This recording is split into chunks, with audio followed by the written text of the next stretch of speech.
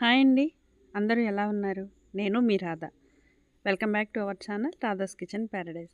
అందరికీ క్రిస్మస్ శుభాకాంక్షలు అండి. అంటే ఇంకా 24th నైటే అనుకోండి. మేము క్రిస్మస్ కోసం ఇలా ప్రిపేర్డ్గా ఉన్నామండి.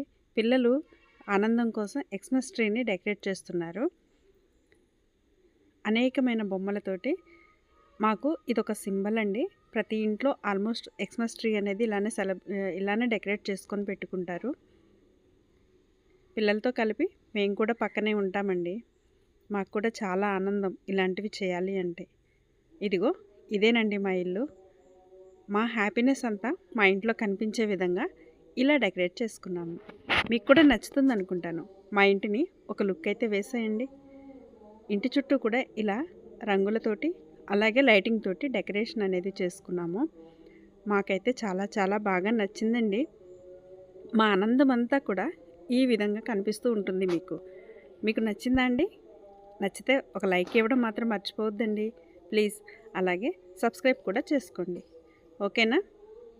మాకు ఎర్లీ మార్నింగ్ 3 o'clockకి చర్చ్ ఉంటుంది కాబట్టి మేము ఇంకా ఫుడ్ తిన్న తర్వాత స్నానాలతోటి అలాగే పిండి వంటలతోటి గడిపేస్తూ ఉంటామండి 3 o'clock వరకు. తర్వాత కూడా 26న మా ఇంట్లో ఒక ప్రేయర్ అనేది ఉంది.